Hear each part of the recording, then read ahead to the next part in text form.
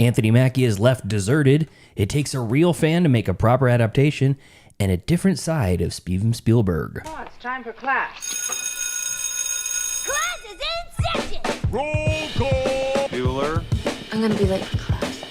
Bueller? Am I hallucinating here? Just what in the hell do you think you're doing? I'm late for class. You are mine now. You belong to me. Did you study for the test? No more complaining. No more Mr. Kimble to go to the bathroom. Nothing. There is no bathroom. Hello, classmates, and welcome to another episode of Middle Class Film Class. I'm your host for today, Pete.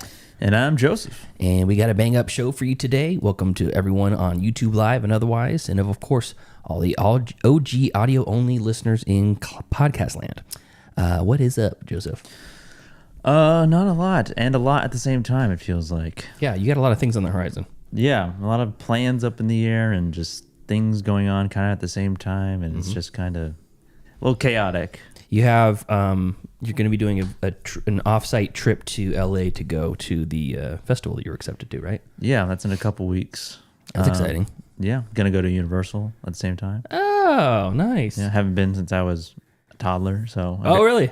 Basically my first time going. So this will be your first rodeo. Yeah. More or less. Yeah, more or less. Are you excited for any of the rides? Are you going to actually ride rides? I don't know, maybe. I'm sort of anticipating to ride rides, to go on a ride. I remember the one memory I do have of my toddler trip to Universal was going on the train, like a tram ride, and it's like a tour, like a studio like type of tour, and then there's like a part of it where you go on a bridge and it starts to shake, and there's like a bunch of water and stuff. That's like the And one. the shark comes out. Yeah, Bruce comes out of the water. That's the one memory I do have of going there. I went when I was like, I want to say it was probably 13, and I had a really big fear of roller coasters at the time. And I think it came from, because my dad, he grew up in the Bay Area, and he'd go to Santa Cruz Boardwalk all the time. And he said they would ride the Big Dipper, and he would ride the Zipper all the time, and him and his friends could make the Zipper cars flip upside down over and over again, so the guys would let him ride it for free over and over again and get more people in. And he just has a really... Oh, sorry. Whoa. I thought we were on mute for a second. He has a really a strong affinity for the beach boardwalk, Santa Cruz Boardwalk. And I think he put me on the Big Dipper a little too young. Oh, okay. So I was scared for roller coasters for most of my life. And the girl I was high school girlfriend, whatever at the time, she was afraid of spiders, and I had a tarantula at the time. And I said, Oh. if I'll go on the Tower of Terror. And she loved roller coasters? She loved roller coasters, yeah. Oh, okay. And she's like, oh, well, we're gonna go to the Universal. It was a cheerleading competition that my sister was gonna be in, and and she was also gonna be in, out in Florida, because we were Pop Warner football, cheerleading, whatever. And we were gonna go there, and I said, well, I'm not gonna ride the roller coasters with you. I hate roller coasters. And she goes, well, you have to. We have to. I said, if you hold Moose, my tarantula. And let him walk on you, then I'll go on the roller coaster with you. And she did it, and I did it. Oh, okay. And it was great. I fucking loved it. You both grew. Yeah, I love roller coasters. And now. she loves spiders now. She hates them probably. It's fun. Spiders are a weird thing. The bigger they are, to me, the less of a threat they are, because like you can see them coming. Yeah. A little spider gets in your hair or your skin or something like that, or your clothes. Oh yeah, they're harder to see. I don't like that. Yeah. I mean, I think the bigness of a spider, there's a limit of like when it starts to get scary again. I suppose, but like the big ones aren't like venomous. No, they could take a chunk out of you though, maybe.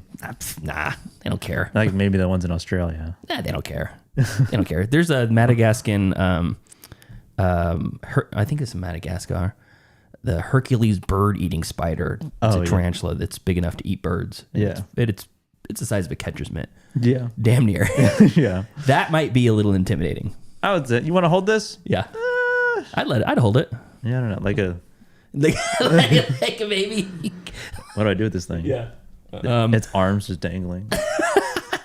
Yeah, I had a few tarantulas. One of them was a real prick. He wouldn't let me touch it ever. Every time I'd go in to like pick it up. Would it hiss at you? No, but it would shake its back legs violently, and it would shoot the hairs off its butt at you, and it would make your skin itch and stuff. Oh, like little needles, like the hair, like a porcupine. It'd be like, it was really annoying. He was a real asshole. That was Do porcupines shoot their needles? some of them do, yeah.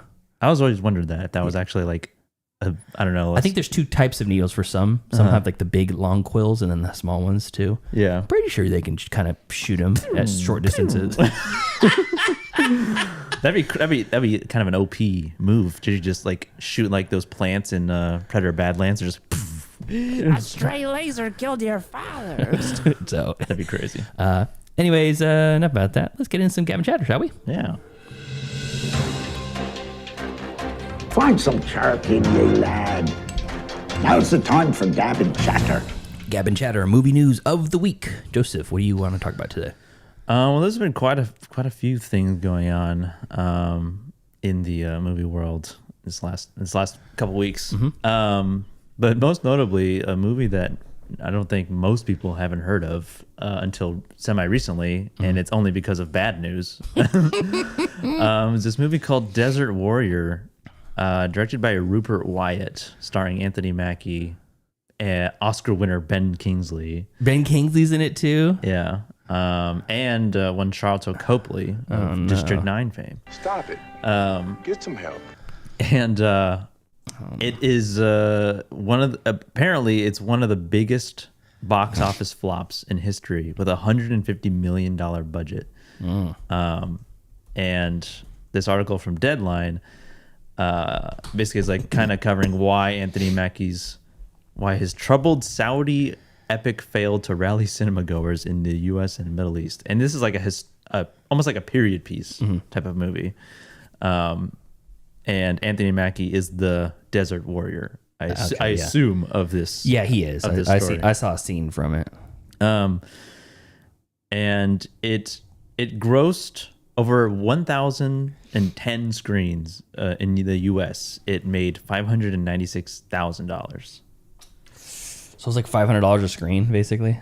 Yeah. Oh boy, that's not good. Of a $150 million budget, and this director, he directed Rise of the Planet of the Apes, the first installment of the reboot, and interesting. It came out, and then I feel like there's no budget for marketing for this movie at all, and they made a trailer, obviously, but it's not looking like it's gonna recoup that $150 million. That's not good. The amount of money they spent on it. 500,000 so far. I'm on the Wikipedia page for biggest box office bombs, and Pluto Nash. I'm also on that page. Oh, are you? $100 million budget, gross 7.1 million. Yeah, there's a lot, and I don't think this is updated yet with that movie. It's not. I was looking to see where it lies in there, but some of the movies with the highest amount of loss adjusted for inflation are John Carter, The Lone Ranger, The Marvels, Mortal Engines, Sinbad, Legend of the Seven Seas, Battleship, Mars Needs Moms, and John Carter, I think, is one of the more notable ones. Yeah, and I feel bad for that guy. He was supposed to be like the lead of a franchise, and I haven't really seen that movie. And it was directed by Andrew Stanton, who did WALL-E, right?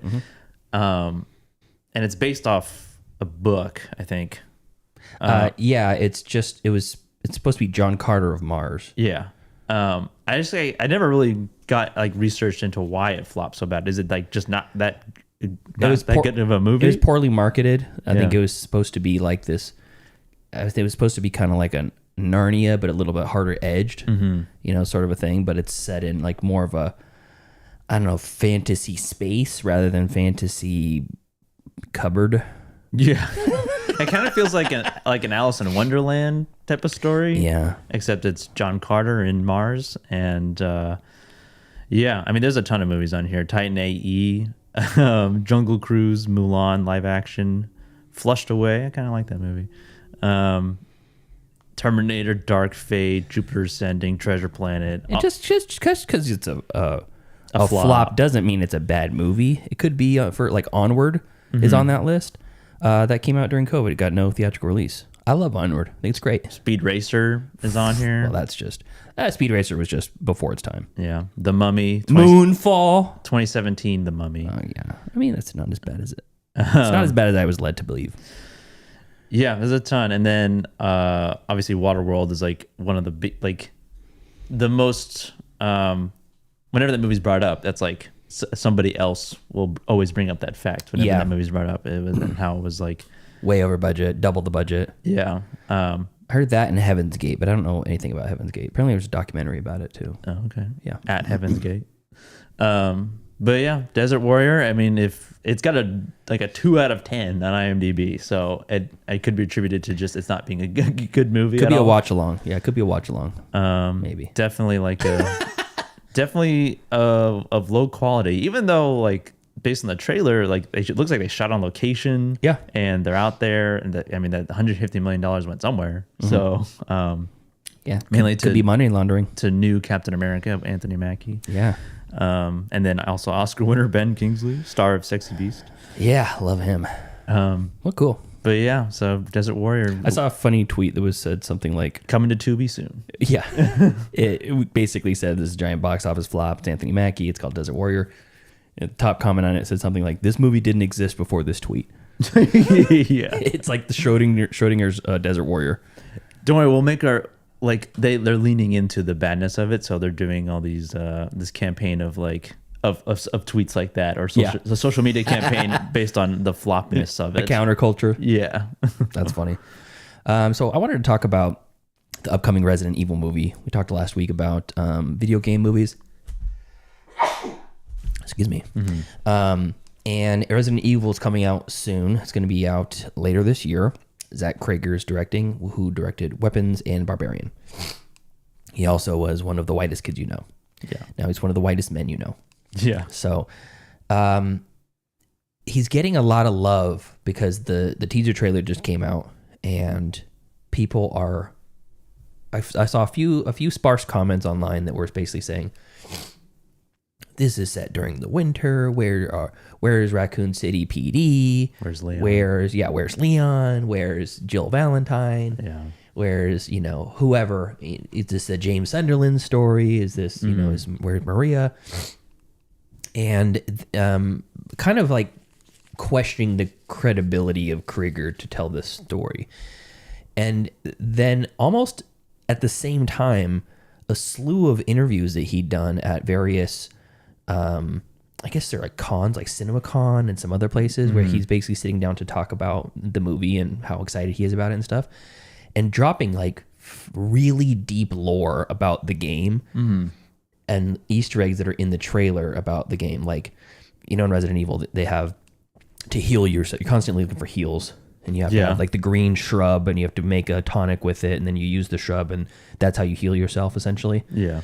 And it looks like a little tiny weed plant, kind of, and it's in a little pot with a gold stripe on it. Well, in the background of one of those shots in the house that the kid goes into in the trailer is the shrub. There's like the green shrub in there. Yeah. Yeah, and he's talking about how Resident Evil has lost its way in the cinematic universe. In the movie version. Yeah, the movie verse. That people think Resident Evil and they think zombie movie. And the T virus is more than a zombie creator. It's a mutator. Yeah. So he's basically saying, I don't want to just say, well, these are zombies. Ooh, it's in a zombie movie. There are all kinds of insane creatures you run into in the Resident Evil games. Yeah. Yeah. Especially in like the Resident Evil 7 and Resident Evil, like Biohazard or whatever, the swamp people.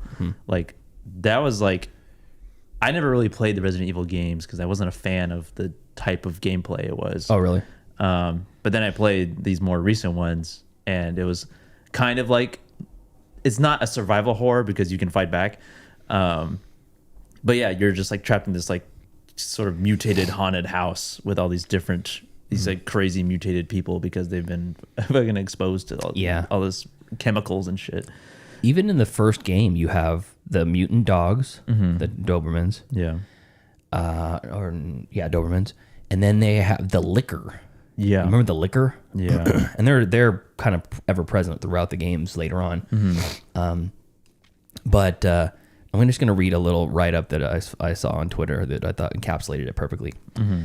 The hardest boss in Resident Evil history is Hollywood directors. For 20 years, they made terrible movies with Matrix clones and overpowered ninjas. New director Zach Krager figured out the ultimate cheat code to fix it. He actually sat down and played the video games. Which, to interject, He didn't play the video games because he's making the movie. He's making the movie because he's a fan of the video games. Yeah. Which is similar to Final Destination Bloodline directors. Huge fans of the franchise. They came to it already having a passion for the IP and saying, I can make a Final Destination movie good again. And that's basically Krieger. Yeah. The new movie is set exactly during the Raccoon City outbreak in Resident Evil 2. The main character is not an action hero, but a terrified average guy. Weapon progression mirrors the game, so you start with a weak pistol. You have to survive to earn the shotgun. Shot entirely from over the shoulder and first-person angles to maximize survival horror tensions. And scientists have literally confirmed he's the first Resident Evil director to ever touch a PlayStation controller. We suffered through 20 years of absolute garbage just for someone to finally read the instruction manual. Yeah, I've seen like so many people against after the trailer came out. They're like, "Where's this? Where's that? Where's all this?" Right?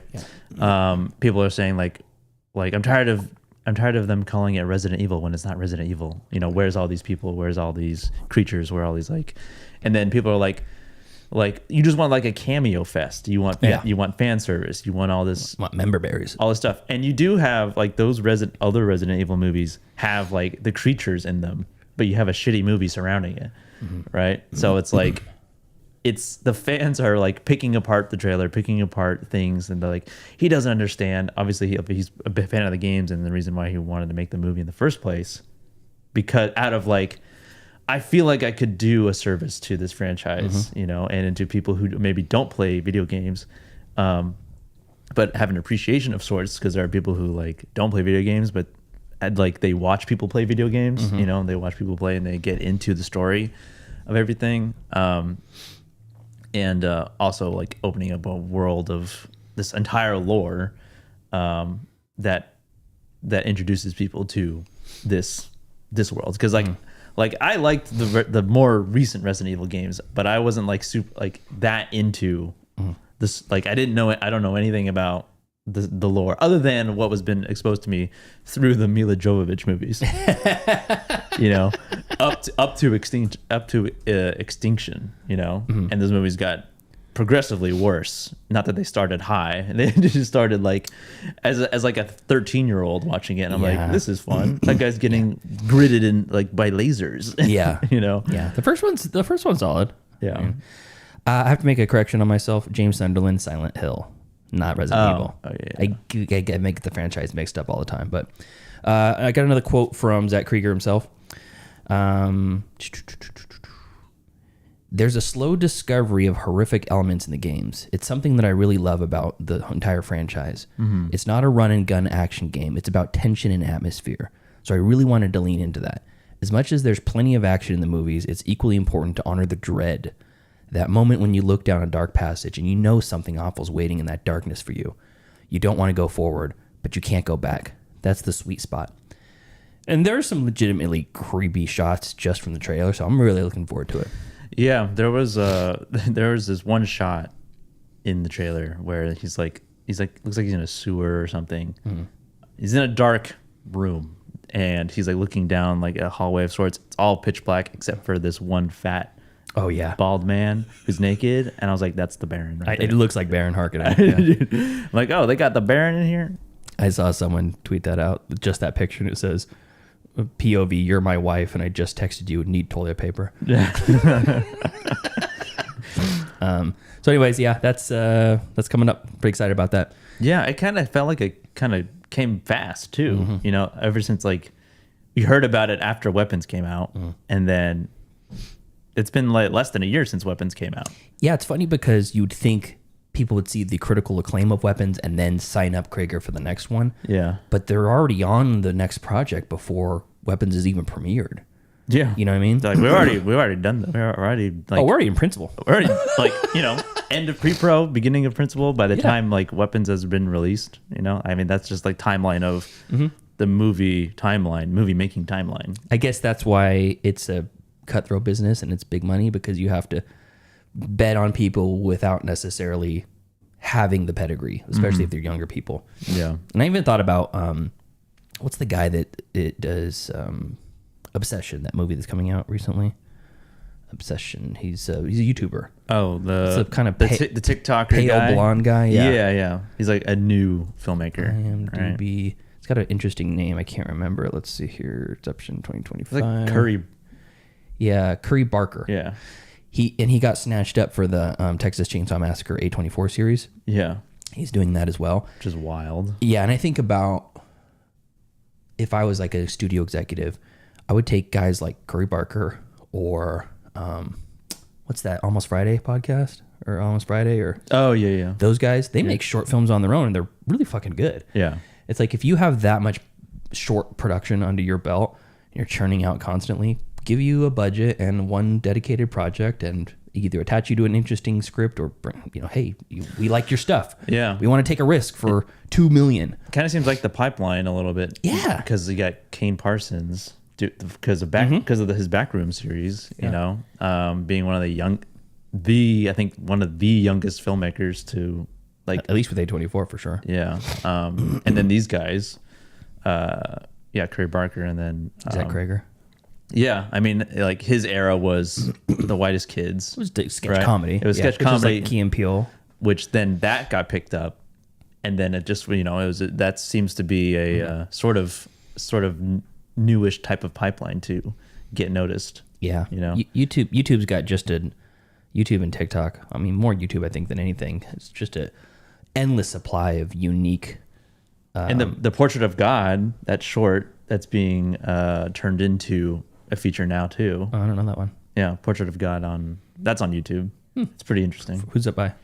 I don't know his name, but it's a I don't want to say it's simple, but it's like a one location type of thing, and it's like this Dylan Clark.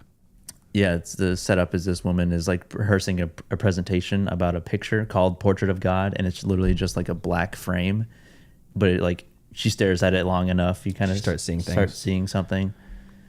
It reminds me of Luke Barnett. I think he did the Crossing Over Express, and he's an actor in other stuff too, but he's trying to write and direct and stuff like that. And you're like, cool, just give these people money. They're creatives, they make cool stuff. Yeah, throw some good money at them. So anyways, real quickly before we move on to streaming picks, I had a twofer story from Steven Spielberg, and I thought it was interesting because I kind of think of Spielberg as like some sort of mythical creature that doesn't exist on our plane, even though he's just a normal guy. Yeah, he's just one of the greatest. Yeah, he's always in my lifetime. He's always been there, and he's a constant force. Yeah, he's made some all-time classics for just millions and millions, billions of people probably. Yeah. And there's two stories that came up kind of back to back. I thought they were funny. Is number one, he had developed Interstellar for about a year, and he was basically gonna direct Interstellar, and he decided at some point to drop out. And he says, Chris Nolan taking over, it made it a much better movie. I did see that. Yeah, I thought that was interesting. Yeah, because Jonathan Nolan wrote it, and then Spielberg was like, he was gonna do it, and then they spent a year developing it. Yeah, that's crazy. Just to go, no. Actually, no. No, your brother would probably be better at this. Yeah. And then he made Warhorse instead. I don't know. Let's see what it was. What year was Interstellar? 2014. Okay, and let's see. Steven Spielberg. Let's see. IMDb. What was he making in 2014? What's your guess? That was probably after Warhorse. Warhorse was like 2010, I think. I think you're right. Right around there at least. I don't know. Warhorse 2011. Okay. Pretty good. Bridge of Spies 2015. Okay. He had a 3-year gap. It was 2012 Lincoln, 2015 Bridge of Spies. I actually forget he did Lincoln. And then secondly, he basically was in some sort of conversation and had mentioned that Denis Villeneuve's Dune is among his favorite sci-fi movies of all time.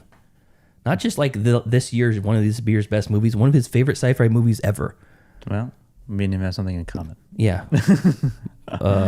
What did it say? Game recognized game? Yeah. Something like that. He knows ball. Yeah, ball. Yeah, exactly. He does. I just think that's pretty exciting just to see, it's almost like I think of like Martin Scorsese, I know he's a cinephile and he's all for preserving old movies. He's on the Turner Classic Movies board now, and he's an archivist. But there are some people, like, I can't imagine Stanley Kubrick watching a movie. Like, I can't imagine what he would like, watching another movie, and besides his own. Yeah, exactly. Like, he just seems like one of those guys, and Spielberg just seems, I don't know, he just seems like a guy that I can't even imagine what he exists. He doesn't even like movies. Like, he exists in a vacuum. You know what I mean? Oh yeah. just to hear his like movie taste, and it's a modern movie. And we're getting to experience it for the first time as he's getting to experience it. It just seems exciting to me. Has he done a Letterboxd top 4? Is that one of those interviews? I don't know. Usually ask actors. They don't usually ask directors. Yeah, I don't know. But yeah. That's all I got. You ready for some streaming picks? Yeah. Movies. Wanna watch a movie? Yes, I do. Disney Plus. Oh, HBO Max. If I don't get the pick, show's over. I have grown accustomed to Hulu Plus. Amazon Prime. I like Netflix. You found the pick. Streaming picks. Movies that we watched this week on our streaming services that you can watch on yours too. Joseph. Okay, I've got a few. First up, I watched Predator Badlands, streaming on Hulu right now. And this is just another installment in the Predator movie, not necessarily a sequel to any of the previous ones, not really a sequel to Prey or anything, or No. or Killer of Killers, which is more of an anthology. Exists on its own. And it's sort of a new take on it. This is also directed by Dan Trachtenberg, who did Prey as well, right? Mm-hmm. And this one, they can talk. At least you can understand what they're saying. Yeah, there's subtitles. Yeah, and the main character is a predator, as opposed to being the antagonist in the story. I can't remember. At some point, do they switch to English and there's no subtitles, or is it all subtitled? I can't remember. He speaks his language the whole time, and he's subtitled. But Tess, Elle Fanning's character, speaks English. Yeah. And it's almost like the hitchhiker's bug worm thing that like it's like she's speaking his language.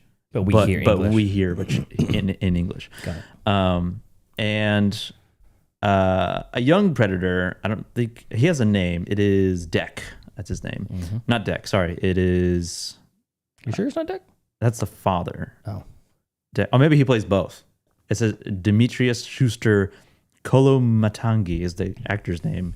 And it's Deck/father. Maybe he plays both characters. Yeah, I think so. So Deck is essentially like a runt of this predator family, and their what is their race? I can't remember. Yakja.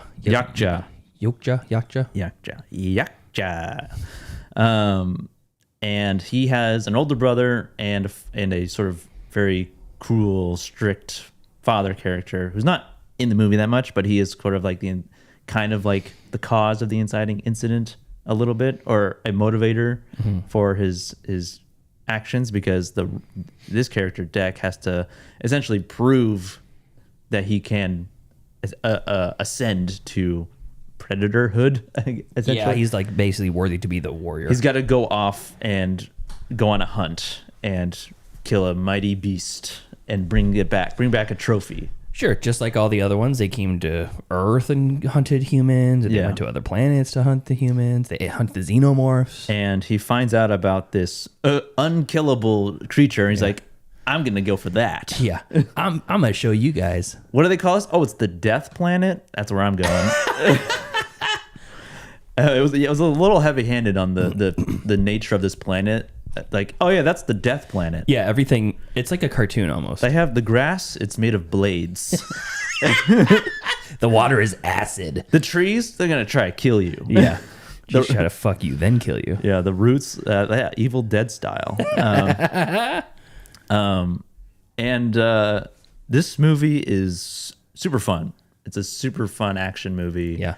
And the character relationships. So the predator Deck, he goes to the planet, and he has to essentially only use what he has on him. He can't have any like assistance really. Sure. But then he comes across Tess, who is a droid, an android. She's a Weyland-Yutani droid. Yeah. And she's like been in an accident. She is a half a body. And he to get by like The loophole. a loophole of like not using any help. He views her as a tool, and at the same time, like it still feels like you're kind of because she's like guiding you. Yeah, you know, she's like telling you about the planet, the nest or the cave where this creature lives. Yeah, but he keeps referring to her as a tool. Yeah, and she's sort of like this bubbly personality type of character, and their relationship reminded me a lot of like a Joel and Ellie or a Kratos and Atreus, or Leon and Natalie Portman. Yeah, from God of War, and him specifically reminded me a lot of Kratos. Yeah, just because he's very resourceful and he's very able to like think on his feet really quickly when he's fighting like these big creatures, and the fact that he's fighting these giant creatures like the rhino that can that was cool. He's like going through trees. He can swing through trees. He can like basically use the elements around him. And the fact that he was able to do that and watching it felt very much like Kratos taking out a giant, a titan or something, you know, being able to think of something on the spot to use against them. So in that regard, that was super fun. And the whole sort of like, he has his story. He has to find this unkillable creature, and then when the first contact with this creature, the first like fight scene or battle scene or whatever, you're like, why is this so unkillable? And then why was he able to do it semi easily? Yeah, he kind of is like, oh, that was it, okay. And then you see what happens, and I don't want to say anything because it was a cool like moment. There's a lot of good reveals in this and progressions that you are experience as the audience. And then Tess, the droid, has her own sort of storyline that turns into the main storyline. Their relationship gets stronger and stronger. There's it kind of follows beats that you expect it to in terms of their relationship, because she is a droid working for Weyland-Yutani. Yeah. And there's essentially another droid that comes into play, and it's a good story. It's a super fun movie. It's a good like Friday night watch. Absolutely, like a popcorn movie for sure. Another like really good installment in this like newer Predator franchise. Do you like the little creature, the little baby? I was like, do they really need a cutesy creature? It's just Star Wars. Yeah. And then I was like, okay, I kind of like this thing. When he starts mimicking the Predator and what he's doing, and like what do they name that thing again? Oh, I don't know. It's like a monkey looking thing. Yeah. And then there's something else with that later on. It's like, oh. Yeah, he ends up being very useful for them later. Yeah. Of course, which you know there's going to be some callback to it, you know. Yeah. But yeah, really, it's like kind of wholesome in a way, and then also like just really bloody and violent at the same time. And it's a PG-13 movie, I believe, right? Is it PG-13? I think so. Yeah. It's not really. I don't want to say it's like family friendly, but it's sure. It's like a high schooler like type of movie for sure. But yeah, really fun. Predator Badlands streaming on Hulu. Next streaming pick. Also from last year, this is streaming on HBO Max. This is Dust Bunny. Oh, I haven't seen this one. Directed by Brian Fuller, starring Mads Mikkelsen and Sigourney Weaver, David Dastmalchian.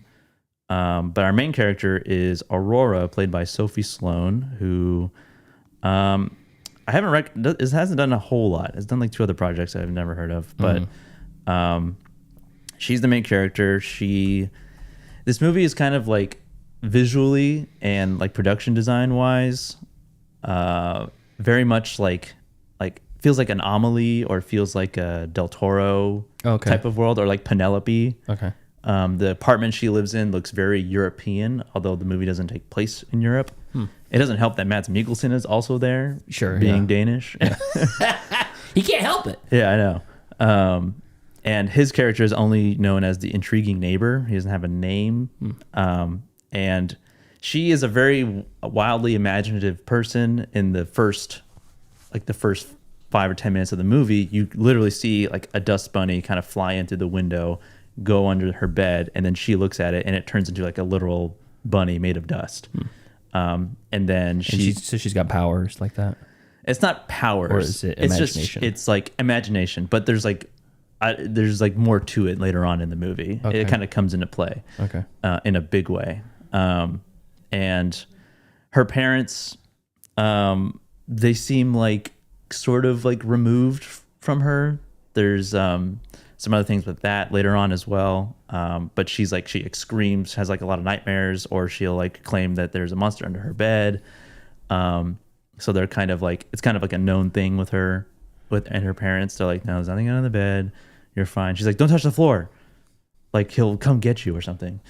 And then she notices at some point she does notice her neighbor, because she'll sneak out sometimes and she'll follow him, and he is a hitman, and she sees Mads, that's Mads. Yeah, it's Mads, and she sees that he does that, but what she sees is that he kills monsters, and so she tries to hire him to kill the monster under her bed. Oh, that's cute. But then he, being a hitman, has people after him, Okay. and so it turns into a Leon the Professional again. somewhat.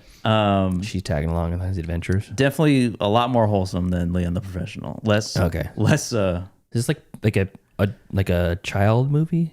It's kiddish for sure. Okay. What's the youngest you would expect for a kid to be able to enjoy this? It's not a kids movie. Yeah. So it'd be older. because him being a hitman, I think like 10. that element 11? I would probably say like, I don't know, 13 or 14. Okay, cool. Anything younger than that, not ready. Yeah, PG-13. Sounds like these ratings are there for a reason. And Sigourney Weaver plays like the boss of like the hitmen, and he's one of like her guys essentially. Okay. And basically what happens is that people who are meant to be going to him go to her house, her apartment instead, and then kill her parents. Oh, okay. Yes. Okay. And so that's how they kind of get stuck together a little bit, because she goes to him and is like, I need you to do something for me. And then she gives him like $100 and is like, can you kill a man for me for $100? They have a good relationship. Overall, this movie is like pretty good. At the same time though, with the amount of like imaginative stuff that's in it and the sort of world that they've kind of built, it still didn't really feel fully fleshed out. Maybe I had like high expectations or something, but I just felt like they didn't dive deep enough into other things. But it still was entertaining, I think. And definitely like silly. Where's it streaming? On HBO Max. Okay. Dust Bunny. Yeah. And I would definitely recommend it. There's definitely like an element of kind of corny effects or like kind of cheesy moments, because at the same time it's like grounded and not grounded, because there's some fight scenes with him where it's like it feels supernatural. Okay. Like the force behind a punch or the amount of damage that they can take. Like he feels like almost like he's a superhero. Sure. But yeah, other than that, it's pretty entertaining, and it's definitely not like a waste of time or anything.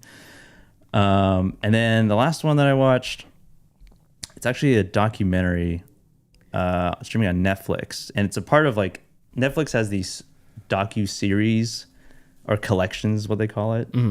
This is Untold is the series. Okay. And then this one, this episode essentially, which is like a feature movie, it's like 70 minutes, is Chessmates. And if you remember the story about one of the best chess players accusing another player, or the theory, not him, the player didn't accuse him, it was the internet that did it. Yeah. They accused him of having anal beads. Something up his ass that would vibrate to tell him where makes the next move. Yeah. Basically, yeah. Yeah. To beat Magnus Carlsen. Yeah. Yeah. And the player who was accused is Hans Niemann.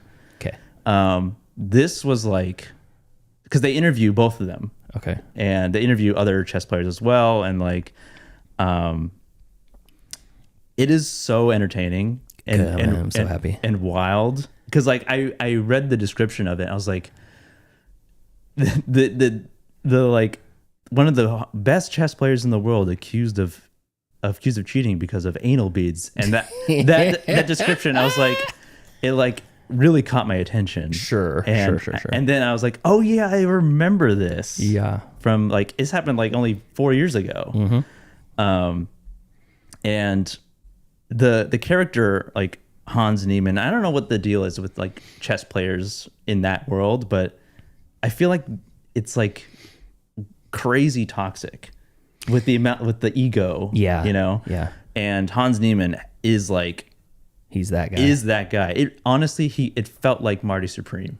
Oh, really? Like it felt like that kind of. Wow. And it also like, it kind of felt like Whiplash, and his last name being Neiman was also. That's funny. That's the first thing I thought of when he said Neiman. Yeah. Because they're both like, they're so confident in their skills, and it's like, there's nothing wrong with that necessarily, but it's just the way that they approach like Magnus Carlsen being like, yeah, I'm just like kind of used to being better than everybody. It's like, it's crazy. He's been told that, and he's proven it since he was like 6 years old. Yeah. And the documentary like dives into their rivalry or the rise of Hans's like chess career from chess.com, being like a streamer and playing like these what do they call them, grandmasters, and beating them, and he would stream and he would rage, like the amount of rage he had, it was like that Fortnite streamer from years ago who would like just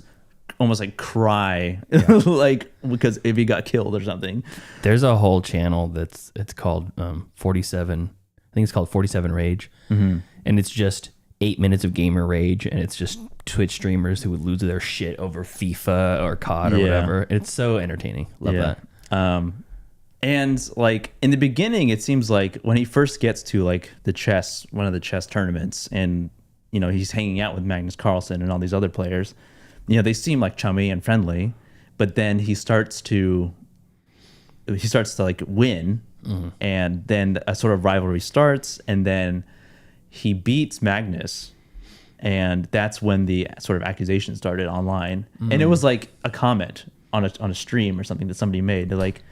They're trying to figure out, like, they're analyzing his like movements, like the video of him playing chess, and they're trying to see like anything, like he's covering his mouth, he's like keeps looking at his jacket, he keeps like doing this. Oh, I see. Yeah. And then somebody's like, what if he has something up his ass? And that's it. It takes off. Yeah, that's all. And then his career kind of like tanks because obviously accusations of cheating. Yeah. And then the fact that like, oh yeah, he definitely had something up his ass. So it's like, it's like he has to address that every time, all the time, every time it's brought up. And then it's like Richard Gere and the Gerbil. Yeah, exactly. And then after all of that, there's like a huge investigation. And I mean, I don't know if you followed the story of what happened, but like nothing, it was essentially, there was no evidence of cheating whatsoever. But yeah, it's a really well put together doc, and really entertaining. Is it a one and done, or is it episodic? I mean, it's just one episode. Oh, it's an episode of a bigger series, Untold. Yeah. Okay, got it. It's like, but it is like a movie length. It's almost an hour and a half. Perfect. So I tagged that one to watch it later. Yeah, really watch it with Bree though. Yeah, really entertaining for sure. If you want a lighter fare version of that, you can watch Speed Cubers from 2020 on Netflix, which has a rivalry about Speed Cubers. Oh, the Rubik's Cube. Yeah. But their rivalry is very wholesome. Okay. It's not like King of Kong. No. They're like, it's like one pretty autistic child and one less autistic child who are competing against each other, but they're just happy if either one of them wins. Just happy to be there. Yeah, just happy to be there. Happy to have a cube in their hands. That's funny. I love that documentary. It's only 40 minutes too. Okay. So, okay. So I got a pretty good list. I'm going to blow through some of them because some of them are worth talking about. Some of them not so much. I watched a throwback, an old school spaghetti Western called Day of Anger from 1967, streaming on Amazon Prime. I did that in preparation. Did I talk about last week about how I did the Church of Tarantino podcast? Maybe. So yeah, I did Church of Tarantino as a podcast. Scott K hosts the show, and I was on a while back for ranking the Tarantino universe vehicles. Oh, vehicles. And then he asked me to come back. He said, you can be our resident car guy for the show. I'm like, done. And he said, come back if you want to do The Whole Bloody Affair. I'm like, fucking love The Whole Bloody Affair. So I watched that in preparation, and it's available on digital now. So it's like the official version from Tarantino. He said he would never release. And apparently The Day of Anger, there is the soundtrack from that. Huge chunks of that get used for Kill Bill. So I watched it, and it's really good. It's Lee Van Cleef, who plays the bad in The Good, Bad, and the Ugly. Yeah. And he basically comes into town. He's a ne'er-do-well. He comes into town, and he meets this young, bright-eyed and bushy-tailed, young, he's probably like 25, young man named Scott. And he has no last name because his mom, he's a bastard. His mom was a whore, born with no father. He didn't know his father. And Lee Van Cleef is like, basically takes him under his wing. He's like, why do you let these guys push you around? Just get some steel and some lead, and no one's ever going to push you around. Oh, I could never do that, sir. I don't even have a last name. And he's like, what's your mother's name? Mary? All right, you're Scott Mary from here on out. So it's basically him bringing him under his wing, and he goes from a mild-mannered kind of schlub that gets pushed around a bunch to like a really good gunsmith or whatever, an ace, a sharpshooter. Gunslinger. That's what we're talking about. Yep. And it's a true spaghetti western. I think Lee Van Cleef's the only person speaking English in it. Everybody else is dubbed over. So it's Gianno Gemma plays Scott Mary.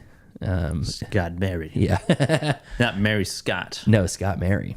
But that's streaming on Amazon Prime. It's a great watch. It's a little long, almost 2 hours. I think it could have cut down a little bit of it, but the character progression of Scott Mary is really good. And great soundtrack, of course. So, original title, Il Giorno dell'Aria. Whatever that means. I think it means Day of Anger. Probably. Okay, next one. I watched this low budget kind of schlock shitty movie, green screen movie called The Ledge.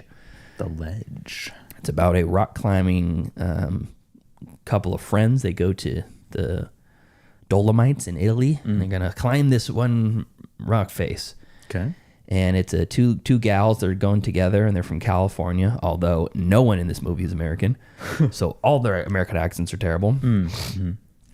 And they meet a group of 4 guys at the campsite kind of next to them that are, by and large, just kind of douchey guy bros. But one of them is an actual piece of shit, and he murders one of the girls right off the bat. He tries to get some raping in, and she's having none of it, so he throws her off a cliff. Okay. More or less. And then he basically tells his friends, you guys are in on it.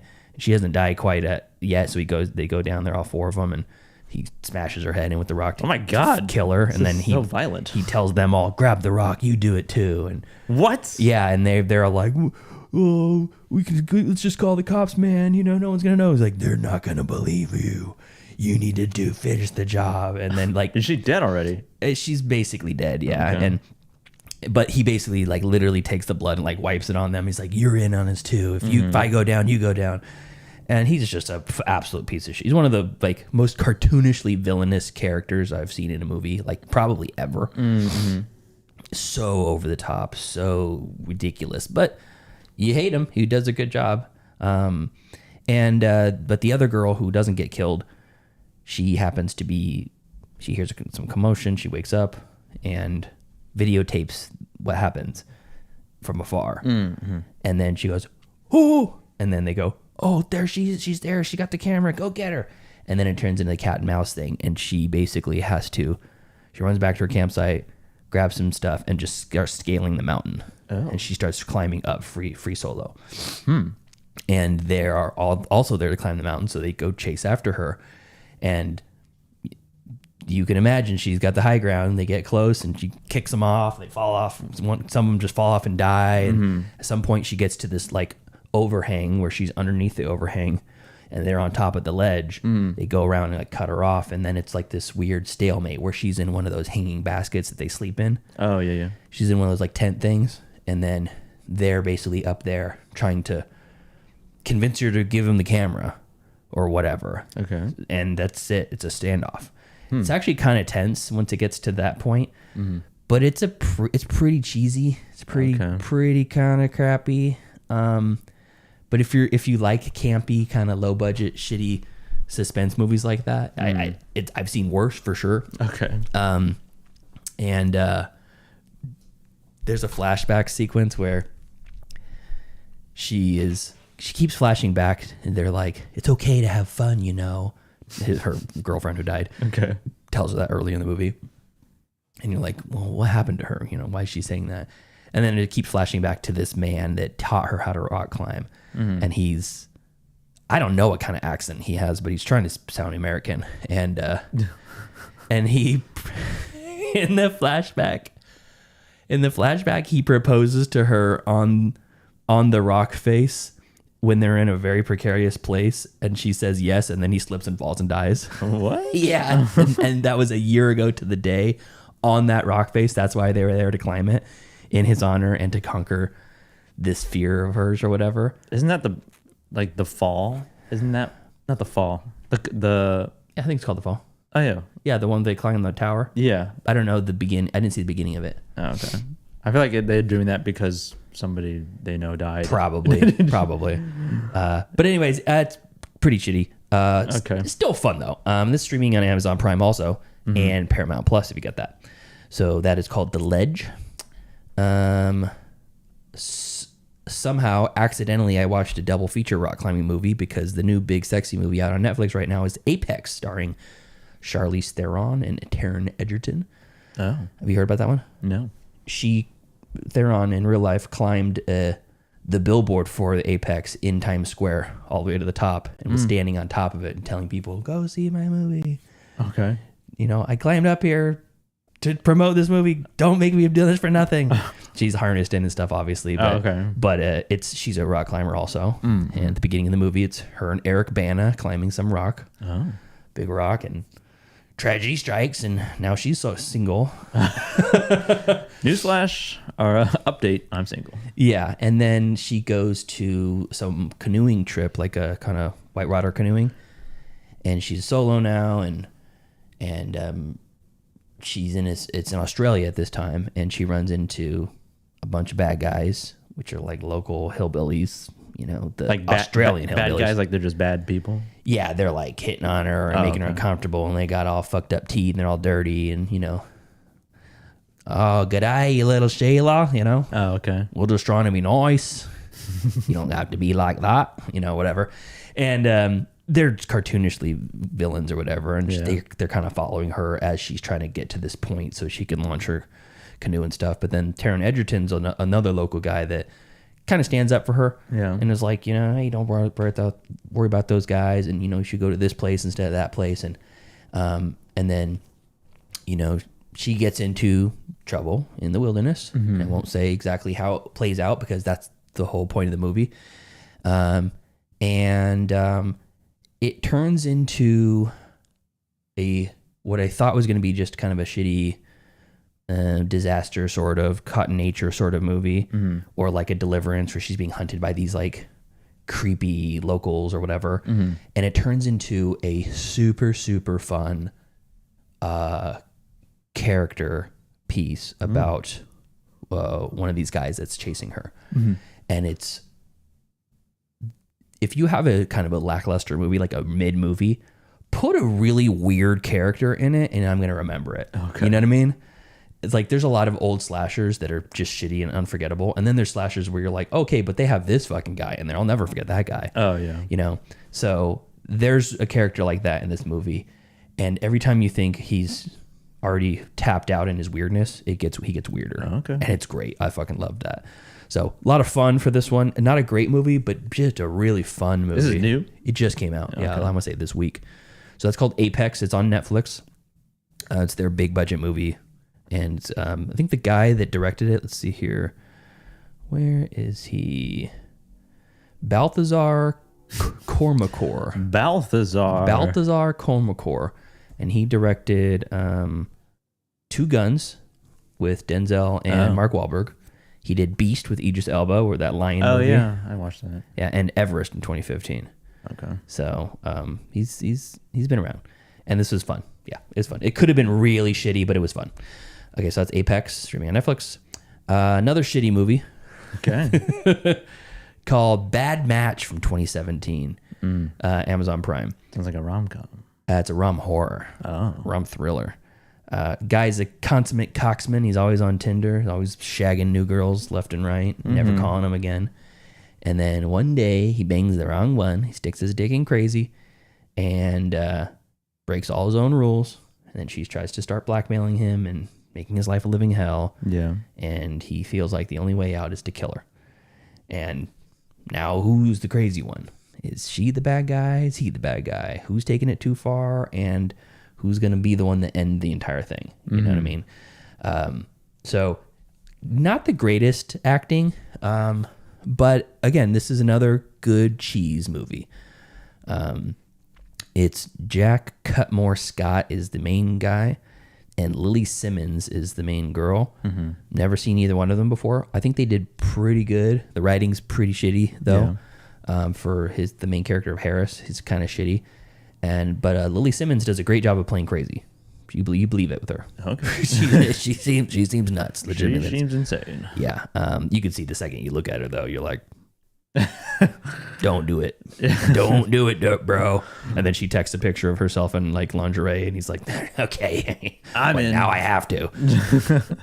Yeah. So he felt trapped. So it's called Bad Match, streaming on Amazon Prime. Next one. This is actually no. I'll do this one next. This one's also not great. Shelby Oaks. Chris Stuckman. Oh yeah. Chris Stuckman. Yeah, it's now streaming on Hulu for free. Yeah. And Canopy. How did this make it on Canopy? How the hell does it get? It's for free. So. I know, but they're supposed to like curate their shit. So yeah, this came out last year. Chris Stuckman, for those who don't know, is a like one of the more famous younger generation YouTube movie reviewers. Yeah, very popular. Super popular. Yeah. And he wrote and directed this. It's produced by Guillermo del Toro, I think. Is that who it was? That doesn't seem right. There was one of these people, like big name directors, horror directors, produced it, like as an EP at least. Shelby Oaks sounds like a neighborhood in Los Angeles. It's a small town in an undisclosed state. I can't remember who. It has listed here. It has 236 producers. Yeah. Does that mean it's a funders? A lot of it was crowdfunded. Yeah. Okay. But I was like, damn. Yeah, there's I want to say it was Guillermo del Toro. That's kind of hard for me to. Maybe there's an executive producer. Yeah, let's see. It says producers. Who produced Shelby? It's gonna take a while to sift through these 236. We could search. Cameron Burns, actually Sneed. Yeah, there's a lot in there. So anyways, it's a half found footage movie, half not. And I liked that bit of it. I think that the main actress did a great job. She was really like swinging for the fences. Camille Sullivan, I believe is her name. No, that was I think that's the sister. So yeah, a girl is basically, the whole plot Flanagan. Mike Flanagan, that's it. Yeah. So yeah, this girl and her like three friends, they were early YouTubers, and they were making a show that's like paranormal something or others. And they're ghost hunters basically. And supposedly she's like been able to see things since she was a kid. And so her family believes it's real and blah, blah, blah. And the whole group of them go missing in Shelby Oaks. Oh. It's a whole national thing. They televise. The news clips of this are pretty shitty too. They're like, top story today, YouTubers are missing. They've been missing for five weeks or whatever. And it's all anybody can talk about. There's graffiti all over the place. What happened to Mia Sullivan or whatever? And you're like, no one gives a fuck. No one's going to care if 4 YouTubers go missing in 2004 or 2007 when it like just started.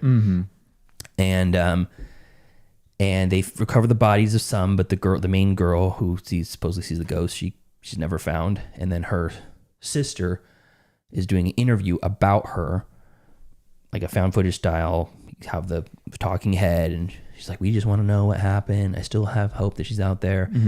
And then somebody comes to the door. A guy comes to the door and says, she finally let me go. And then pulls a gun out and kills himself on her front doorstep. Okay. And in his possession is this little tape that says, like a video camera tape that says Shelby Oaks. She doesn't tell the cops about that. She just watches it on her own, and she sees that her sister went to this place and may still be alive, and then she goes to basically investigate it on her own. So it turns into kind of a thriller suspense horror with maybe a demonic aspect to it, and there's some cult vibes or something. So I think the ending is pretty good on this, and I think that the main character, the sister who goes looking for her younger sister, she does a great job. She really does good. Okay, but it's not a fantastic movie. It's probably 2.5, maybe 3. Is it just not like effective in its scariness? Yeah, I mean, yeah. It's kind of just when you're looking for a scary movie, this isn't it. No. Okay. No. Unfortunately, it's kind of like it feels a lot of like some of those possession of. Deborah Logan or any of those movies where you're like... Is it a found footage movie? Half of it is. Okay. At some point it transitions to following her as a produced film, like a structured film. But the camcorder aspect is a big part of it because they were YouTubers. And there are some talking heads in there that are actually horror YouTubers too in real life. Oh, like added in. Almost like cameo? Yeah, like kind of cameos, yeah. So, but anyways, yeah, it's Shelby Oaks streaming on Hulu right now. Okay. I think probably my favorite movie besides maybe Apex. They're on the same vein. Cheesy, campy, but also like a higher echelon of that. Is called Pretty Lethal on Amazon Prime. Binge Lord Dan recommended this. Me and Brianna watched it together, and it is Maddie Ziegler from Music. Yeah. Sia's friend. Yeah. And she's in a ballet troupe, and they're going to... Hungary for some big ballet competition or something like that. And they break down on their little shitty bus they got going through the middle of the countryside, and they walk to some bar that's ran by a mafia mama played by Uma Thurman. Oh. Did not realize it was Uma for like the first 20 minutes of her character. Oh, okay. Like, who? She looks so familiar. Yeah. And Brianna said, I think it's Uma Thurman. Like, no, that's not her. She does look very different.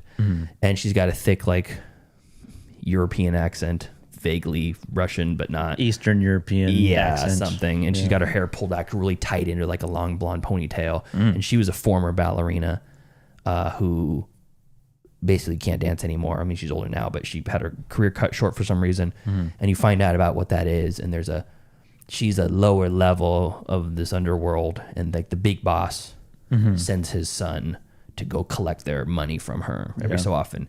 And he is there to collect the money right when these ballerinas are there. And something bad happens, and these ballerinas are left to basically fend for themselves, and they think they're going to be killed by the mafia because they're like, somebody dies, not one of the ballerinas, and they're like, well, we're going to need to call the cops. And the Maddie Ziegler plays the rough-edged inner city ballerina. And she's like, these people don't call the cops. They'd rather just bury 4 more bodies and then call the cops, and no one asks questions. And they're in the middle of nowhere, so they're like usher them off into the back room, and they're like, just wait here, girls, you'll be fine, while they plan how to kill them. And then these 4 young ballerinas that are probably 19 and under all have to fight their way out. Okay. Yeah.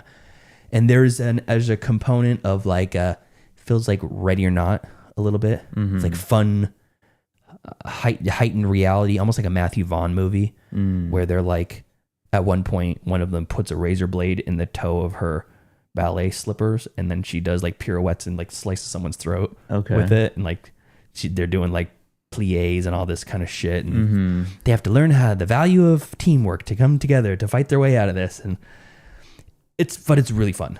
Okay, it's very fun. Yeah, so I recommend this strongly. Pretty Lethal, streaming on Amazon Prime. Cool.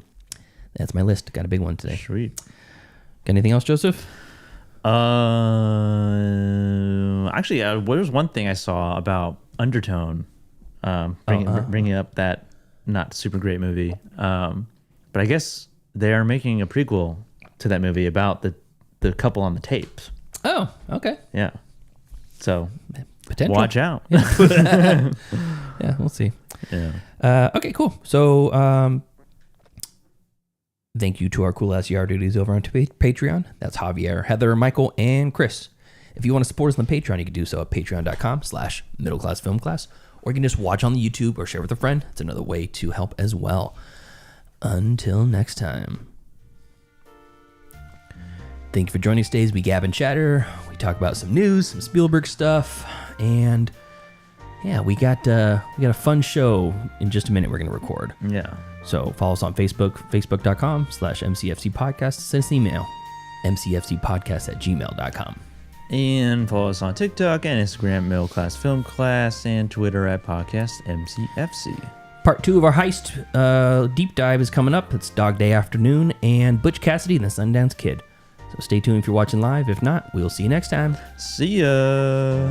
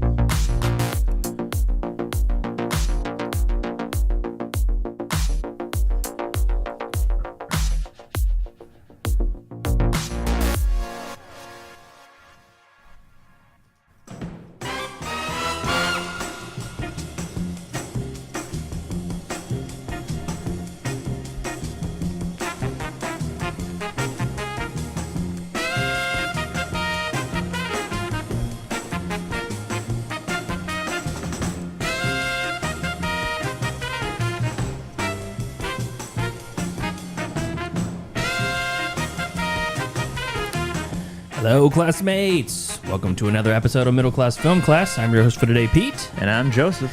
And today we're entering into episode 2, part 2 of our deep dive into heist movies.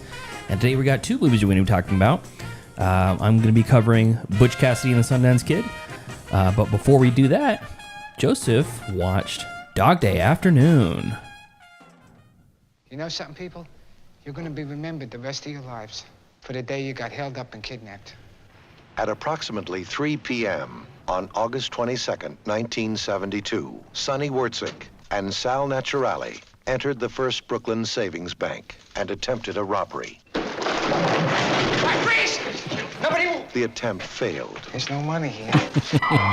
The police arrived. For the people of the neighborhood, it was a sideshow. Sonny! But for Sonny and Sal, the hostages, and the cops, it was a dog day afternoon. It's all a whim. Rob a bank. I had They said it. I had it planned. But you keep away from this bank or we're going to start throwing bodies out the front door one at a time. All right, who has to go to the bathroom here? I do. The most you're gonna get is 5 years. You get out in 1 year, huh? Kiss me. They're going to give us anything we want. Get some food in here, some pizzas, all right? What I owe you for this? It's all paid for. No, I got it. Hello, Sonny. You're on the air. We're entertainment, right? What do you got for us? I ain't going back to that prison, Sonny. I'm here with my partner and 9 other people. See, we're dying. Don't, son! Run. Where am I going to run? Algeria? Yeah, they got to have a Johnson's there, so I'm going. Al Pacino. Dog Day Afternoon. A true story. A true story. Dog Yes. Day Afternoon. Yeah, a classic directed by one Sidney Lumet, who also directed 12 Angry Men, Before the Devil Knows You're Dead, Serpico, the original Murder on the Orient Express, And The Wiz. And did you do The Wiz? He did The Wiz. Oh, really? It's not in his top 4 up here. No, I can imagine not. And amongst a bunch of other films as well. 75 credits. Yeah, and Dog Day Afternoon does not make the top 4 on IMDb. What? Why are we watching this? Because it's a heist movie. What month is it? May? Well, Yeah. I guess it was April we started. What? Yeah, whatever. It's just heist. Our heist movie. retrospective. It's heist movie time, and this is a notable heist movie. And I assigned it to you. Correct. Yes. And a movie that centers around a heist gone wrong, essentially, and it has a very interesting backstory because, as the trailer says, it is a true story, and something that like I have not seen this whole movie before, but like I have memories of my dad watching it, and I remember like the whole Attica moment from this movie, but I have not seen the beginning nor the end of it, or even probably past like them like getting out, like almost like when it gets to nighttime. I don't think I've ever saw anything in that moment because it takes place in one afternoon, essentially into the night. So the motive behind the bank robbery doesn't come out until like more than halfway through the movie. Yeah, it's pretty far into it. Yeah. But this movie came out in 1975, so and it's based on a true story, so I'm not going to worry about spoilers here. But basically, the motivation behind the bank robbery is spawned by Sonny's or John Wojtowicz, who is the bank robber who Al Pacino plays. His wife, his partner, is a trans woman. Trans woman. Trans woman. Yeah. Has not quite transitioned yet. Yes, and is attempts suicide, and that kind of motivates him, at least in the real story, to rob the bank for gender reassignment surgery. Yeah, he's trying to get money to allow his trans wife to go to get post-op. Yes. And in the movie is played by Humperdinck, Chris Sarandon. Oh, is it? Yeah. I didn't realize that. Yeah. Okay. Because at first I was like, that guy looks so familiar when he first pops up. And he's wildly, like his hair is wildly, he came from a hospital because he did try to kill himself like a week before or something. So this is not like, he's not an experienced bank robber, Sonny and Sal. And there was another guy who bails at the very beginning. I totally forgot about that too. Yeah. It's been a while since I've seen this. He was like, Sonny, I can't do it. He's holding a security guard at hostage. And he's like, I can't do it. And he's like, what do you mean you can't do it? You're already here. I can't. I don't think I can do it. And so I was like, just let him go. And then there's just two of them. And there's a whole bickering of like, but leave the car. I need the car. How am I going to get home? Take the subway. We need the car. And then he tries to leave. Give me the keys. Like, yeah. I remember it being funnier than I was expecting. Yeah, it's a movie that is very entertaining because it has an element of humor throughout. Because they're fuck ups. Because they are not experienced. They are clumsy. He very clumsily takes the gun out of the gift box, like rips it open and almost drops it. That whole scene is great. But Sal is a character played by John Cazale, who is kind of like an enigma of a character because you don't really know anything about him. You get a little glimpse into his backstory, like a tiny bit of his like Catholic backstory, because he's trying to like shame this woman for smoking a cigarette, and he's like, and she's like, you don't smoke? And he's like, no. She's like, why not? He's like, I don't want the cancer.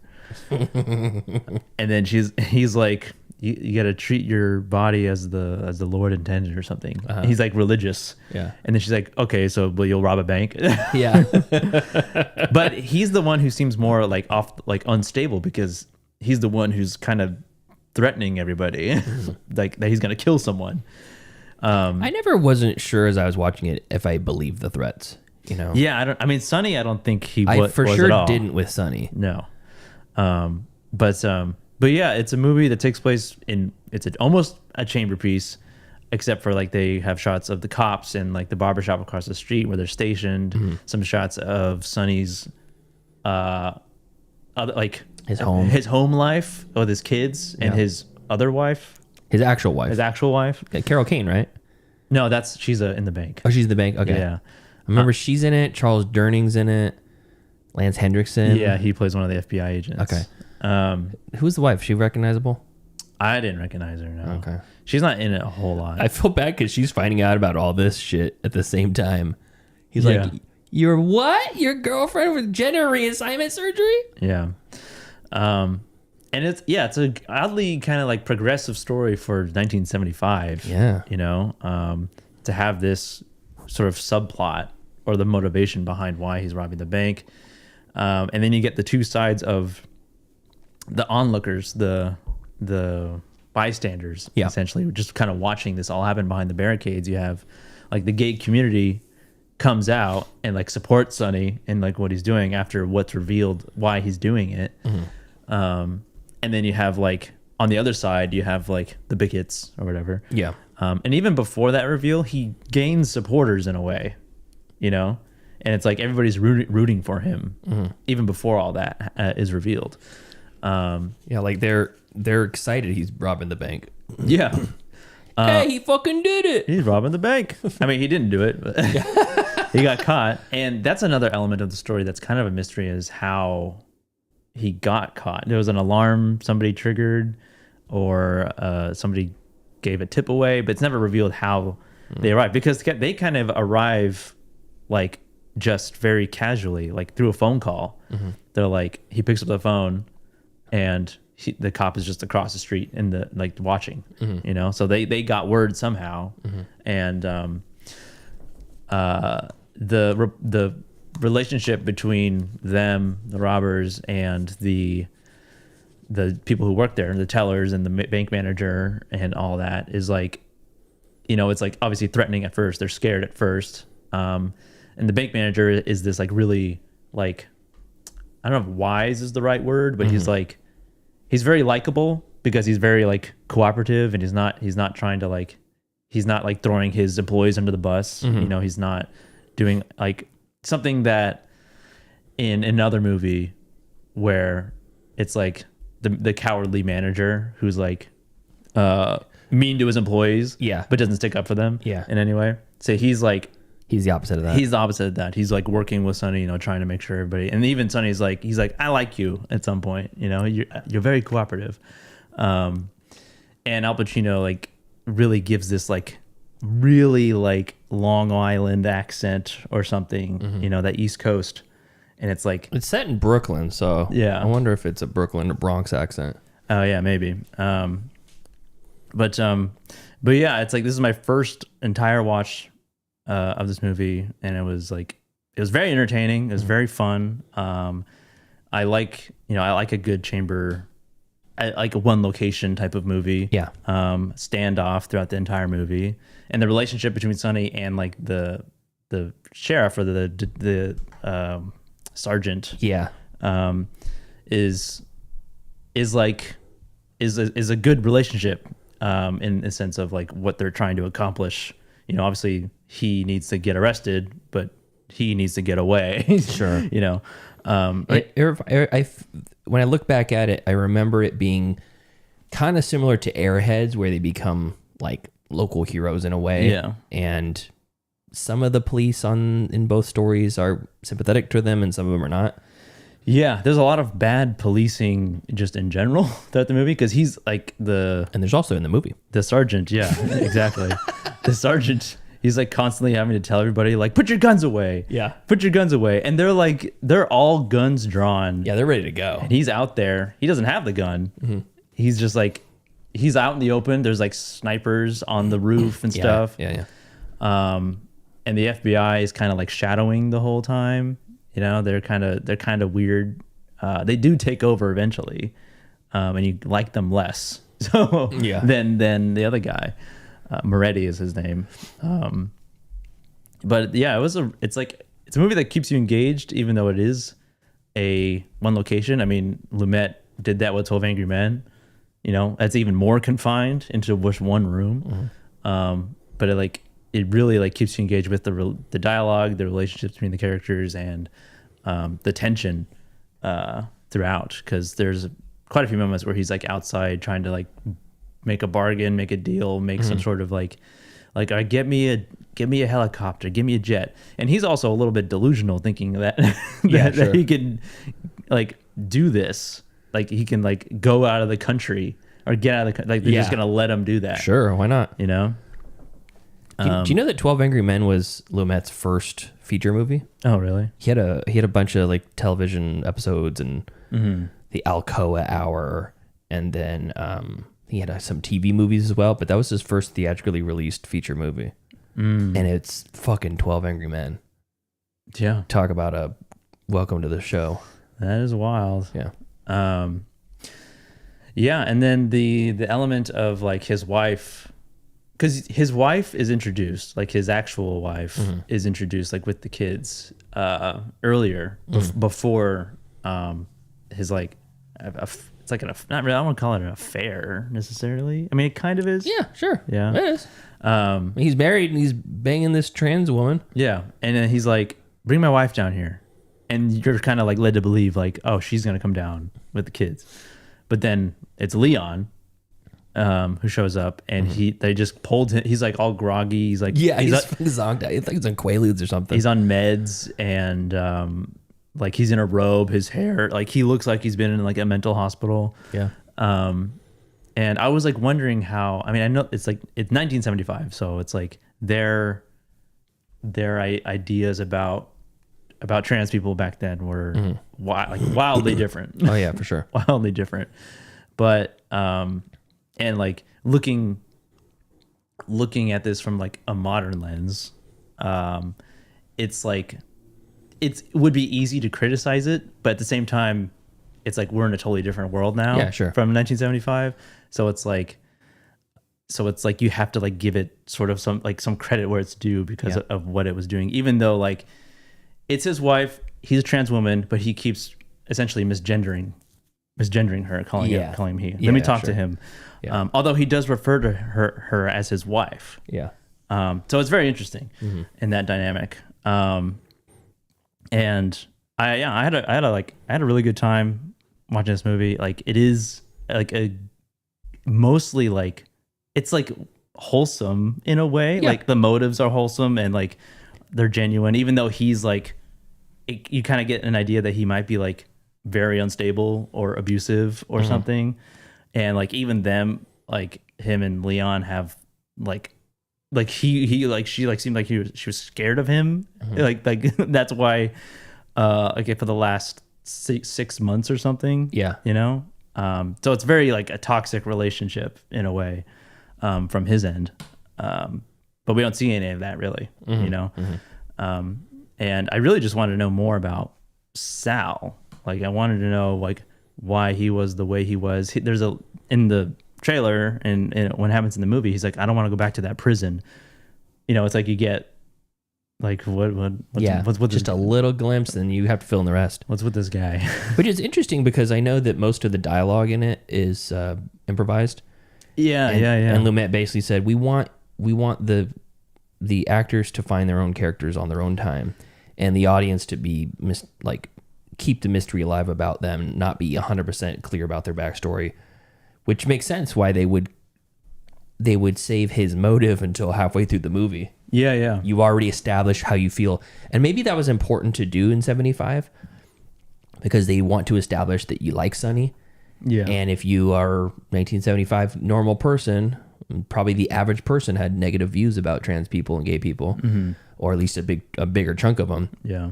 You may say, oh man, I really wanted to like that guy or whatever. But if you're already halfway through the movie and you're bought in with him, you're like, hey, this fucking Sonny guy's all right.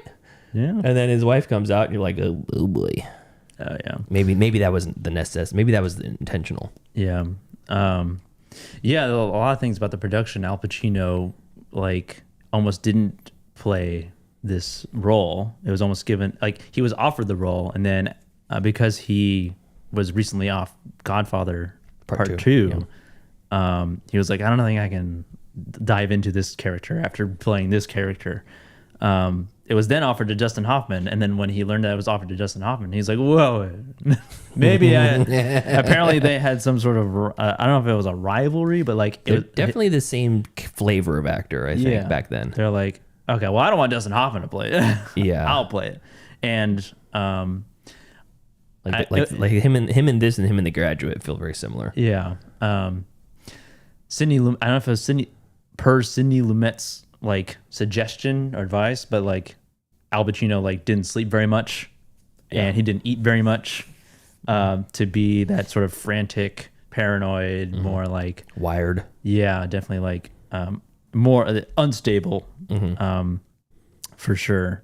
And like, I guess I didn't realize how method of an actor Pacino was, necessarily. Which I think is the joke in Jack and Jill. Have you seen Jack and Jill? No. You should. I should watch it. It's terrible. I've seen the Dunkachino scene. Throughout the whole movie, he's playing himself. Yeah. And he's staying in character, but he's playing like King Lear on Broadway. So he keeps showing up in like fucking medieval armor and stuff like that to the bar. And it's just funny because it's like old gremlin Al Pacino, and he's in like a garb, the medieval garb and stuff like that. So anyways, John Cazale, I guess, like the character that he played, it's a vast age difference from the real guy. The actual guy, the real Sal, was 18. John Cazale was not 18. And there was another bit of trivia about his character and the whole smoking dialogue scene, where he was like, I don't smoke, I don't want the cancer. He then died 3 years later of cancer from smoking. Yeah. It's a shame. Irony? I don't think that. Bad. Yeah. Maybe bad coincidence. Yeah.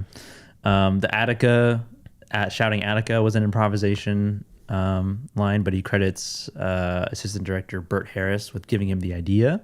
You know what it's about? It was like they say it in the movie. It's like another shooting where they killed like the guilty and civilians. Yeah, it was a prison riot, I think. Yeah, and the correctional officers like killed indiscriminately. Yeah, and they're essentially just basically he was trying to get the crowd to turn on the cops. Yeah, like the cops are the bad. The cops are the problem. And we're not the problem. They kind of do turn on the cops eventually when they kind of start rooting for Sonny. Every time they like say Sonny's name, they're like Sonny. I guess Pacino did collapse in the production of this movie at some point and had to be hospitalized for a minute. And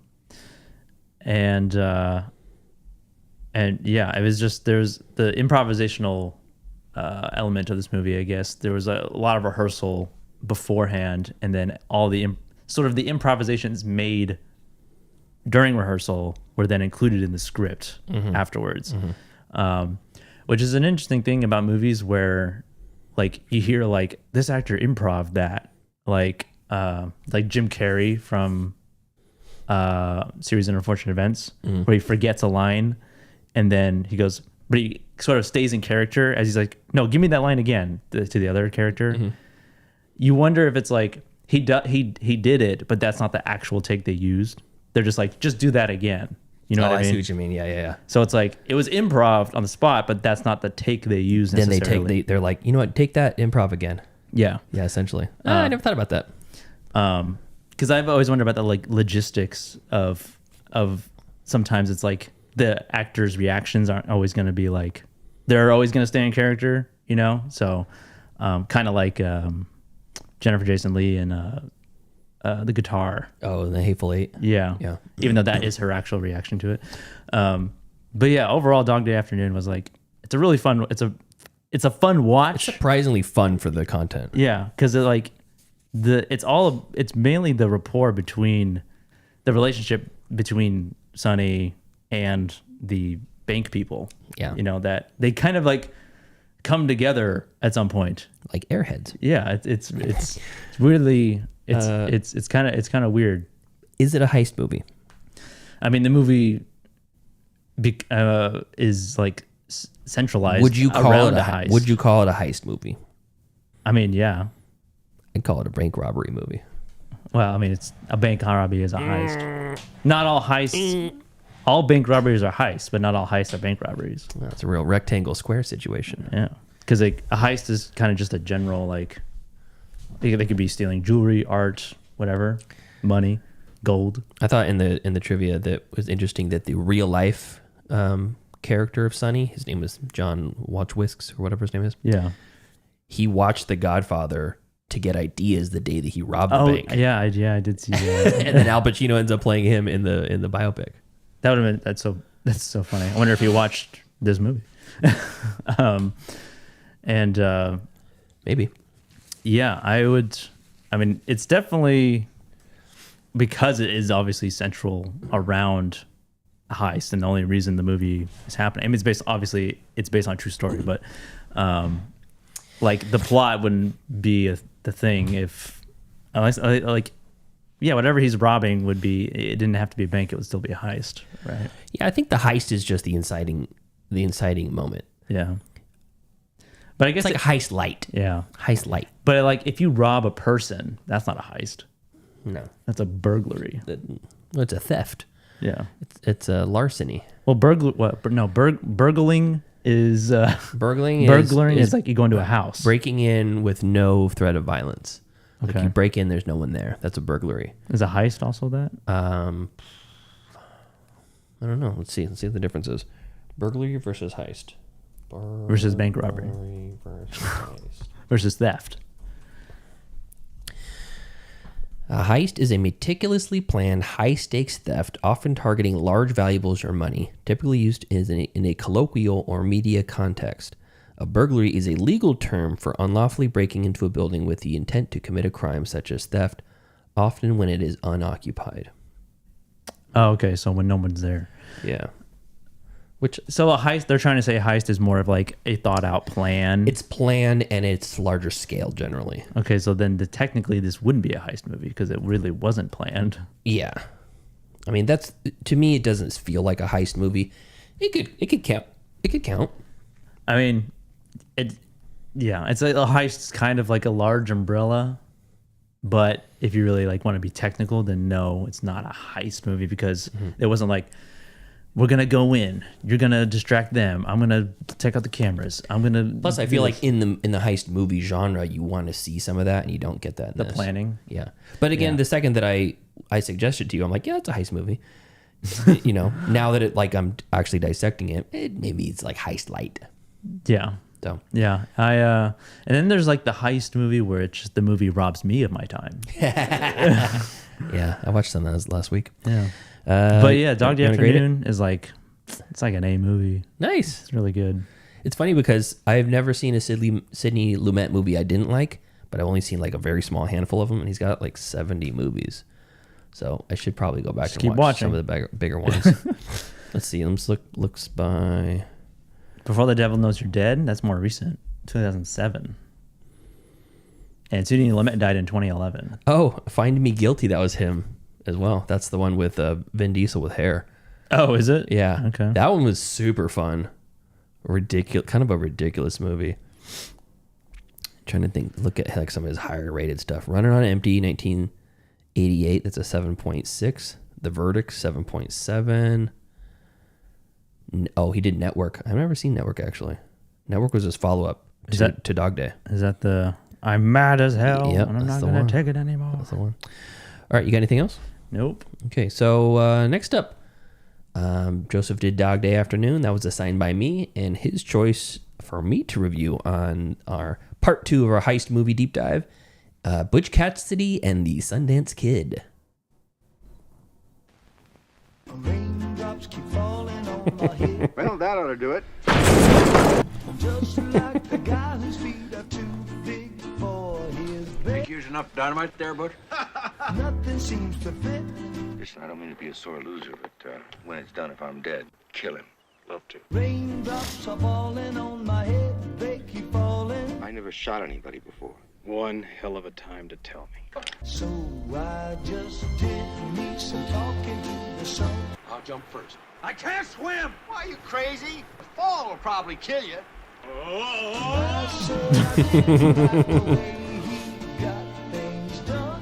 Paul Newman is Butch Cassidy. And the Sundance Kid is Robert Redford. Catherine Ross is Etta Place. Catherine Ross.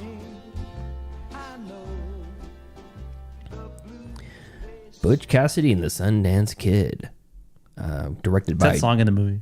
It is. It's written for the movie. Oh, really? Yeah. It's in the title sequence. It says, music and score written by Burt Bacharach. Okay. And then it said, Raindrops Keep Falling on My Head, sung by whoever the hell it was. Yeah. I'm like, is that where this came from? Okay. It seems a little out of place in the movie, to be honest. Directed by George Roy Hill, written by William Goldman. This is from 1969. Nice. And it is set up as an epic drama, a caper, desert adventure, docudrama, epic, period drama, tragedy, true crime, western epic, and adventure. And apparently Butch Cassidy and the Sundance Kid were real people. Mm. Yeah. Okay. Let's see. Sundance Kid. I looked it up earlier, get a timeline on it. Name was Harry Alonzo Longabaugh, and he lived from 1867 to 1908. Oh. Notorious American Western outlaw and the member of the Butch Cassidy's Wild Bunch gang. So in this movie, Paul Newman plays Butch Cassidy, Robert Redford plays the Sundance Kid, and you already pick up the story. It does a kind of interesting thing at the very beginning.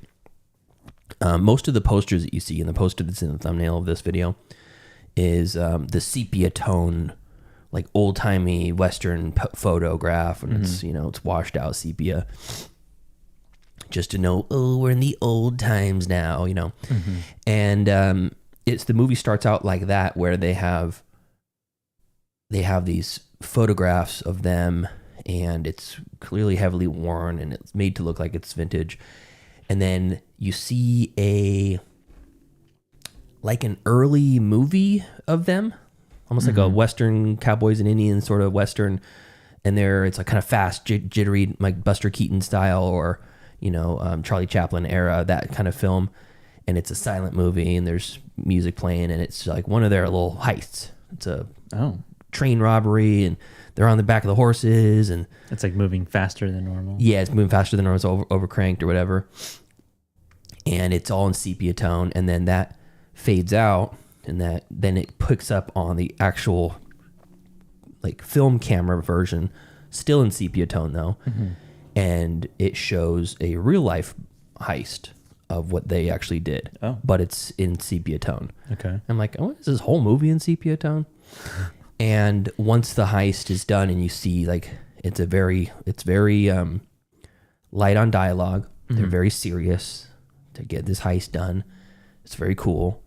And then when it's done and they're kind of riding away, it fades into color. And then it starts basically meeting them as people. And it's almost, to me, it felt like, here's the version that the public saw in the camera, on the film. And then here's like what really happened. But this is like the polished what really happened. It is really how their heist went down. And then it goes into color, and then you get to meet them as human beings, not as Butch Cassidy and the Sundance Kid, notorious bank robbers, notorious train robbers, just two guys that are friends. Yeah. And you get to know them as people. And that was really cool. So I like that. And I like the characters, both of the characters. So Butch is smart. He's the brains of the operation. It's Paul Newman. Very charming, very affable. At one point, one of the characters even says that, Butch, I don't think I've ever met anybody as affable as you, or well-spoken either. And he's always got these plans and these ideas, and he's the leader of the gang. And it was what was the name of the gang? Band of Outlaws. It was like, what's the name of them? Let's see if I can remember, because it's going to beat me up inside. What is it like the something? Yeah, Butch Cassidy. The Bagel Boys. Gang. The Hole in the Wall Gang. Oh, that sounds familiar. Hole in the Wall I've heard Gang. that before. Yeah. And there was a place out in the wilderness, out in the buttes somewhere, and it's like, I don't know if it's in Wyoming or Texas or somewhere, Oklahoma, and there's like these buttes out in the middle of nowhere that they're kind of like the Proposition, where they're hiding out. Oh yeah, their own little kind of hideaway in the mountains. Yeah, and that's called the Hole in the Wall. So he's like, I saw Butch, she hightailed it out here, went straight for the hole in the wall. So the people know where to find them, but they're not going to go out and get them. And Sundance Kid, Robert Redford, he's got this thick mustache, and his mustache does not come in blonde like his blonde hair. It comes in like dark brown. So it looks almost like a fake mustache sometimes, but it's not. And he is a gunsmith or a gunslinger. And there's a great poker scene. It's the first time you meet him, and he's winning at poker and he's dealing out. And at some point, someone asked if there's credit on the house, and I don't run like that. So and so. You're just gonna have to cash out and leave. And this guy basically accuses him of cheating. You've been hitting you haven't lost a single hand since you've been dealing out. And he stands up from the table, gets in like shooter position, essentially says, "You go, the money stays." And Sundance Kids just says, "I ain't cheating." And Butch Cassidy gets involved and try to defuse the situation. And you just see how good of a shooter he is. At some point, he says, Sundance, I think we should just get out of here. And the guy who accosted him says, "You're the Sundance Kid? I didn't know that when I accused you of cheating. Why don't you stay a while? Nah, we'll leave." And then as he leaves, he's getting ready to leave the saloon or whatever. And the guy that confronted him and said, "Sage, just how good of a shot are you?" And Sundance turns around, crouches down, shoots the guy's belt off of him, and then shoots the gun on the ground like 3 times, and it slides into the corner of the room. Okay. It's like pop, pop, pop, pop, pop. And then they just walk out, and you're like, oh, he's really fucking good. So you get everything you need to know about the characters then. And you're just kind of following them around through a few different heists. There's a little bit of a mutiny. He's got the Hole in the Wall gang, and some guy wants to take over, and Butch's as a leader, kick Butch out and make him the leader. So there's like an internal fight there, and that's where that scene comes from. I don't want to be a sore loser, but if he wins, kill him. Okay. Yeah.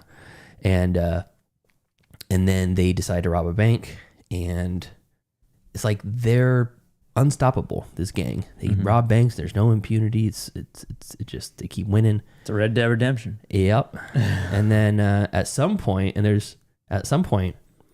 they are robbing this bank, and there's a fucking gnarly explosion. It's in the trailer. Oh, okay. They blow up the safe on this one trip to the city, steal all the money, and then on the way back they replace with a bigger safe, so they put more dynamite on it, and it blows the whole rail car up. Oh, geez. Yeah, it's huge, and I don't think they thought when they were making the movie it was going to be that big, because there's a couple extras that look like they might have got fucked up. Oh God. Yeah. But while they're collecting, there's money that's been blown all over the place. A second train approaches, and all it has is a steam engine and one all black car on it, and it says S&S Railroad or whatever. And they're like, "What is this?" And Butch Cassidy and Sundance, their hackles go up, and they're like, "I think we need to go," and they start going for their horse to leave, and the side of this train car opens up, and like 6 cavalry come out. Dudes already on horseback run out, and they're shooting off and killing the Hole in the Wall gang. So the railroad company or the bank or whoever it was hired these basically assassins to come after them and trap them at this train robbery. And probably for the next 30 minutes of the movie, they're being tracked by these unknown badass hired guns that are trying to kill them. And they track him through towns, they track him through the wilderness, they track him through the desert, they track him through the rocky terrains of the mountains. And they're just like, who are these guys? Where are these fucking guys? Where do they come from? Who are they? And at some point, so they go up into the Rocky Mountains areas where it's like there's no way they can follow their tracks. And Butch keeps saying that, hey, they can't follow our tracks. There's no way. And then they look through the binoculars or whatever, and they see him coming up, and they say, oh, they got an Indian tracker. He's been tracking us. He's this guy from Oklahoma. He can track anything. He can track a gnat in a snowstorm or whatever. And so they're basically being tracked. And long story short, they can't seem to get away, so they leave the country and they go to Bolivia. Nice. Yeah. And the funny thing, it's all, the entire thing too is kind of goofy. It's kind of fun, the banter. And they're very like cocksure, and they're very they're very arrogant about themselves, but they go to Bolivia and they bring Sundance's like lady with them, and they try to go straight down there, but they can't, so they start robbing banks. And they say, okay, we robbed a few banks, now let's really go straight. And they get hired on by some banker or some miner or something like that to be their hired guns while he's transporting money back and forth between different banks. And he gets killed in the line of duty, and they essentially, I don't remember if they take his money or whatever, but long story short, they get all kind of fucked up. They're still trying to go straight, but the Bolivian police do not play. Yeah. And it basically boils down to they get hunted by the Bolivia police this time, and they end up in a shootout and they don't make it. So there's some foreshadowing in the middle of the story. That's kind of how the whole plot goes, and none of this is a secret. But it's a very, very fun movie. There is a little bit of planning of various robberies, which may or may not be constituted as heists. Yeah. But I don't really think of this as a heist movie either. I didn't even think it was a heist movie. Have you seen it? No, I've not seen it. Okay, it felt more like a Western. It is. It's a straight up Western, and it's like it's a bank robbery movie. But they don't just rob banks. Sometimes they rob trains, and there's some kind of chicanery and clever stuff that goes on with the train robberies that maybe constitutes a little bit more than just a run and gun train robbery. But it's like that, and then a chase movie, because they're being chased by these guys for so fucking long. The runtime of the chase is unbelievable. And then once they get to Bolivia, they get chased by a whole nother set of people. Okay. So I don't know. What makes this movie so charming is the two characters. Paul Newman is charming in general. Robert Redford is fucking great. Handsome as ever. Handsome as the day is long. and also charming. And they're playing two very different characters, and you love them both. They're in cahoots through the whole movie, right? Yeah, they know each other from the beginning. It's not like they meet. No, it picks up and they're already established. Okay, they're not like a meet cute or something. No, that's the prequel. Okay. But it's funny because they're so friendly, and like when the mutiny happens, he's basically like the guy who's trying to take over. I can't remember his name is. Let's just call him Carl. He's like, Carl, you're gonna try to take over? Why do you want to do that? You guys want to take orders from Carl? He's gonna be drawing up the plans. and he said, well, Butch, you said if any of us want to challenge you as leader, we could. And Carl wants to challenge you. He's like, well, I don't want to fight you, Carl. I don't want to die. Well, I'm changing the rules. Yeah. It's kind of goofy in that sense, but at some point Carl looks over at Sundance and goes, just so you know, if I kill him, you can stay Sundance. And he's like, okay. But it's kind of known that like they're the two of them are like peas in a pod. Even though there is a bigger gang, it's them two are the what do they do? Like fist fight to death or duel? He gives them the offer, guns or knives. Oh, okay. And he goes, I don't want to shoot you, Carl. So he pulls out Carl pulls out a big ass knife and goes, knives it is. And then they have a fight. Okay. Yeah. So I won't ruin how that goes, but it's fun. So they're like best pals throughout this whole thing, but they start finding out things about each other. Like they don't even know each other's real names.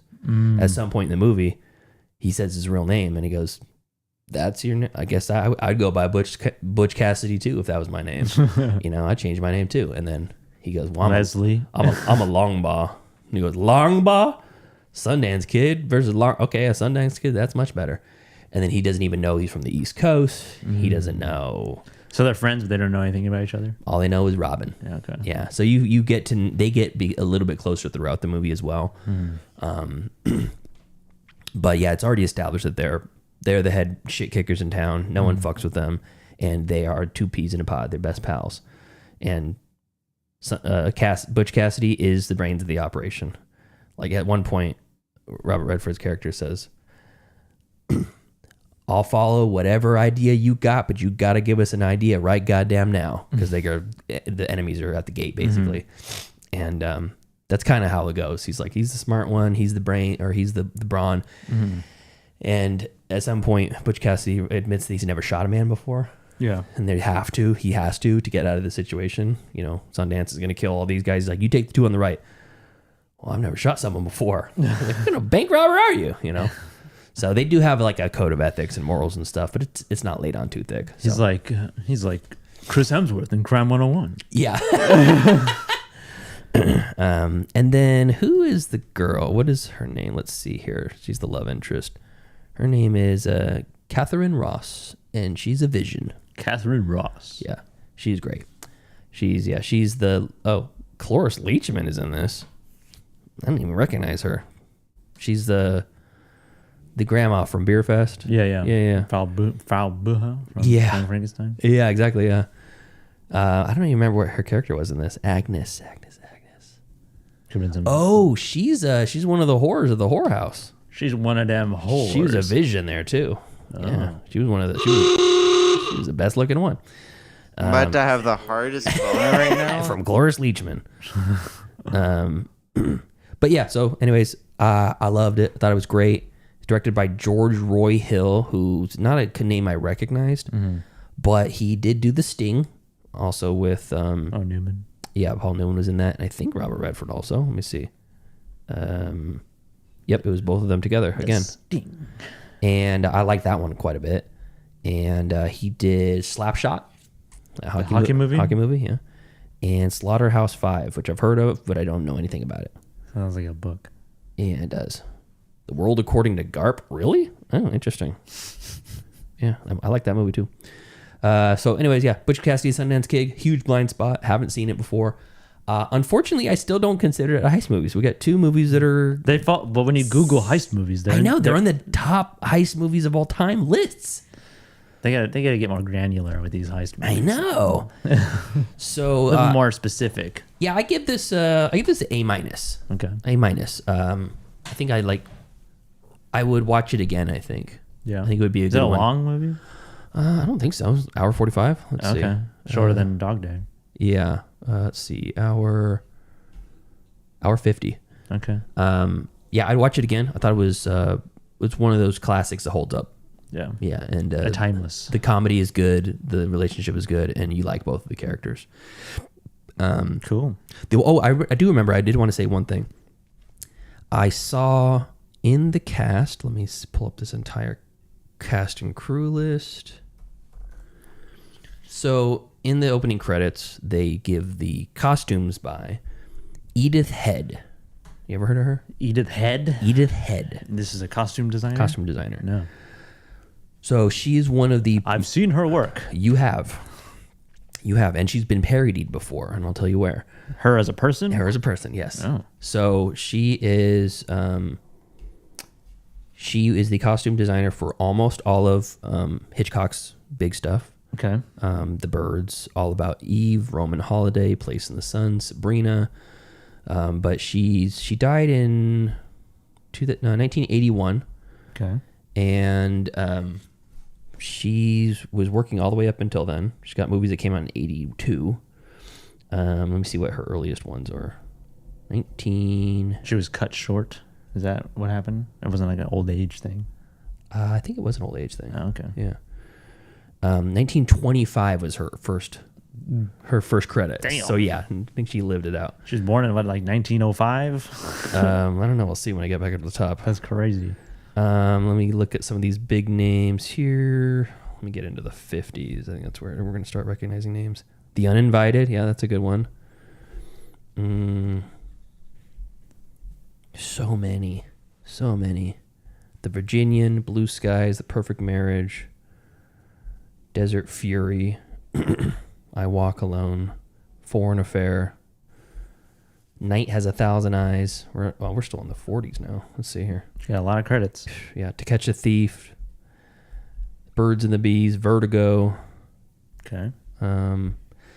So this is her Edith Head. This is what she looks like. Oh, I see. I know where you're going with this. Yeah. I know. Yeah. Where? Damn, look at that style. Yeah, she has got drip. She's cool. Let me see here. Open in new tab. Here we go. Yeah, I know exactly where this is going. Yeah, Edna from The Incredibles. Edna Mode. Yeah, and she is looks exactly like that. She's got the weird bowl cut with the long mullet in the back. The very shiny bowl cut. Mm-hmm. Yeah. Very healthy. No, she's got it and she knows it. Mm-hmm. And the very round glasses too. She has that. That's kind of a signature, I think, for her, because a lot of these photos of her, she's wearing these like very iconic, perfectly circular glasses. Mm-hmm. And as soon as I saw the name, I'm like, why do I know that name? Edith Head. Edith Head, yeah. And I know because she's one of the greats. She's one of the all-time greats of costume design in cinema. Mm-hmm. And as soon as I saw the pictures of her, I'm like, this is Edna. This is Edna. This is Edna from The Incredibles. It can't not be. Oh, there's a picture of them side by side. So I thought that was great. And the costumes, they're perfect. Yeah. It's exactly what you expect from that. What year is this supposed to take place, Butch Cassidy? Late 1800s, early 1900s. Turn of the century. Yeah. Okay. So anyways, yeah, I give it an A-. I thought it was pretty damn good, pretty damn fun. Mm-hmm. Cool. And that's it. Next week. Well, not next week. Okay, so I guess. So we're recording this on May 2nd. Yes. And here's the thing. We got some scheduling It's stuff. May. Yeah, it's May. And it'll be June when you hear from us next. Yeah, so we're gonna release this. We're gonna release the Gab and Chatter on the 6th. That's May 6th, Wednesday, and then this episode, the double review episode, will be on the 13th. Well, me and Joseph are both gonna be out of town. Joseph's gonna be out of town this weekend, a week from today. Yes, and then we're both gonna be out of town next weekend. He's going to Indie Fest, LA Comedy. LA Comedy Fest. And I'm going to Cabo San Lucas on vacation. Mexico. I'm taking my sister down to Mexico. Yeah. So, so we're not going to be here until we're going to have a gap week, basically. And honestly, like, what's the following weekend? The 22nd, 23rd, 24th. Yeah, I'm filming that weekend. Are you really? Yeah. Okay. We'll have to figure out what we can do. Maybe we can do something midweek or something. Yeah. But either way, what I'm going to do is I'm going to put a message out to the Patreon. I'm going to put a message out to the Facebook group. Just on Twitter in general, and say, what heist movies do you want us to watch? And we'll pick a few, you know? Yeah.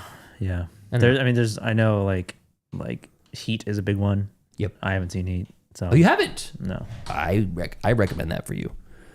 It's pretty phenomenal. I know Thief is one. I've seen that. It did not blow me away. Ocean's 11, of course. Yeah, I've seen that. It's one of the modern. Yeah. I haven't seen past Ocean's 11. I was going to say, I haven't seen the original. Oh, really? I don't. With what, Frank Sinatra? And Yeah, Frank Sinatra. Yeah. It's the only one I know is in the cast, but probably Dean Martin. There's Ocean's 8, the all-woman reboot. I've seen all the Oceans besides the original. Oh, okay. Yeah, they're okay. Ocean's 8 wasn't as bad as I thought it was going to be. Not because it was an all-woman reboot, but it didn't have good reviews, and I didn't really particularly fall in love with the cast right away. Mm-hmm. I just feel like so much of that charm comes from Brad Pitt and George Clooney. Yeah. So, but we'll figure that out. We'll get our list, and then maybe we can do some midweek remote recording or something like that. Yeah. We'll figure it out. Yeah. So, anyways, you got anything else? No. Okay. Thank you to our cool-ass yard duties over on Patreon. That's Javier, Heather, Michael, and Chris. If you want to support us on the Patreon, you can do so at patreon.com/middleclassfilmclass, or you can just watch on the YouTube and share with a friend. That helps too. Until next time. Thank you for joining us as we do a dual review, Dog Day Afternoon and Butch Cassidy and the Sundance Kid. Follow us next week or sometime after that as we review something unknown from the world of heist movies, chosen by you. Follow us on Facebook, facebook.com/MCFC podcast, and send us an email, mcfcpodcast@gmail.com. Follow us on Instagram and TikTok at Middle Class Film Class, and on Twitter at Podcast MCFC. All right, everybody. Thank you for tuning in. Thank you for spending your time listening to us. Let us know in the messages what you want us to watch, and we'll see you next time. Bye. See ya.